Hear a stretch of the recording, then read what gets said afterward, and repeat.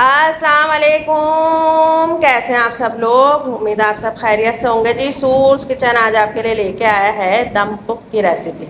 दम दमा दम पुख बनाएंगे जी, इंशाल्लाह अच्छा बनेगा। लालिदी जान मज़ेदार सा, कम मसालों वाला इंशाल्लाह। चलें जी, स्टार्ट करते हैं इसको बनाने का प्रोसेस।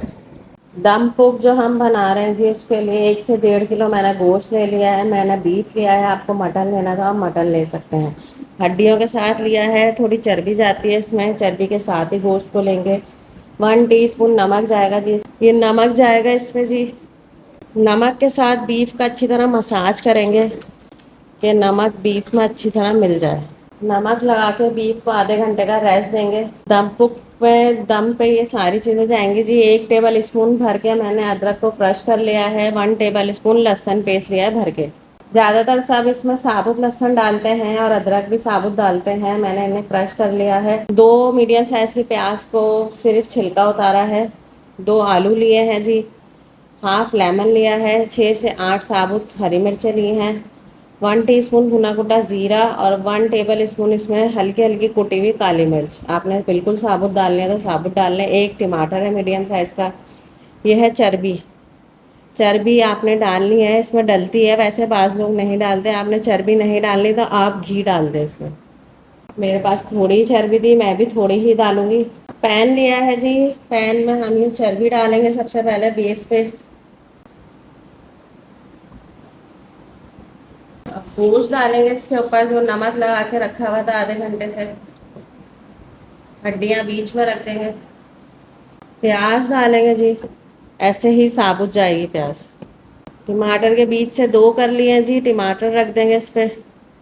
आलूओं को भी बीच से 2 कर लिया है जी, 2 पीस में उसको भी डालेंगे। अदरक लहसुन डालेंगे। आपने साबुत डालना है, आप साबुत डाल दें। काली मिर्च ज़ीरा डालेंगे। हरी मिर्चें डालेंगे आधी।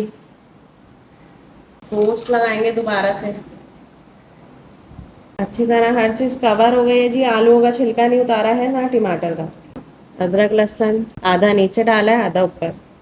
मसाला आधा नीचे डाला, आधा ऊपर। हरी मिर्चें, लेमन का जूस। ये गूंदा हुआ आटा है जी, इसको यहाँ पतीले के चारों साइड लगाएंगे। आपने इसको कुकर में बनाना है तो आप इसी तरह लेयरिंग करके कुकर में बना सकते हैं, बिल्कुल दम की आंच पे। मैं इसे पतीले में बना रही हूँ। तकरीबन इसे 2 से ढाई घंटे लगेंगे पकने में। आटा लगा देंगे इसके साइडों पे ताकि हमारा ये कवर हो जाए अच्छी तरह। चारों तरफ अच्छी तरह आटा लगा लिया जी। चूल्हे पे रखेंगे, मैं आपको दिखाती हूँ। चूल्हे पे रख दिया है जी इसे। अब इस पे 1 गिलास जितना मैं पानी डालूंगी। इसको अच्छी तरह सील कर दिया है बिल्कुल। इसके साइडों से कहीं से भी स्टीम नहीं निकलेगी। इसकी आंच में आपको दिखाओ तो देखें, बिल्कुल दम की आंच पे हम इसे पकाएंगे। 2.5 से 3 घंटे हो गए हैं जी इसको पकते हुए। अब मैं इसको खोलूंगी। इसको खोला है जी, इसकी शक्ल देख लें। अब मैं डिश आउट करके आपको दिखाती हूँ। अल्हम्दुलिल्लाह जी, दम दमा दम पुख रेडी है। इंशाल्लाह अच्छा बनेगा। स्लो आंच में आपको 2.5 से 3 घंटे लग सकते हैं। गोश्त के ऊपर है आपका, गोश्त किस किस्म का है।